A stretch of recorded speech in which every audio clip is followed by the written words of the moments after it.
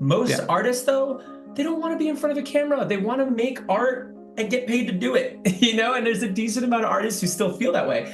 Yeah. However, the world has changed in the last 19 years, and Instagram has produced this need for everyone. If you are selling your work on Instagram, if you are pushing your work through that channel or any other social media, it is imperative you look at how you are selling yourself as a brand.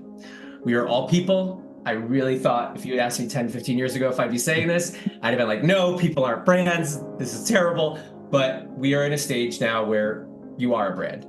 And I would say, with that in mind, I come back to this word: authenticity matters. You can try to sell yourself in the way that you think people want to see you, or you can really look inward and decide who you are and really approach it from that angle. And I think if you take the time to really figure out your voice, your tone, what your work is about, what's your story, and how much you're willing to share,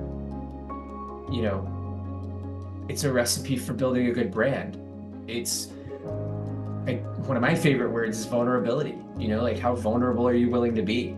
You know, Yeah. um, I think a few years ago, probably pre-pandemic, we would have said the best brand on Instagram is the one that looks perfect. And now I think the best brand on Instagram is the one that looks real. Yeah. Yeah.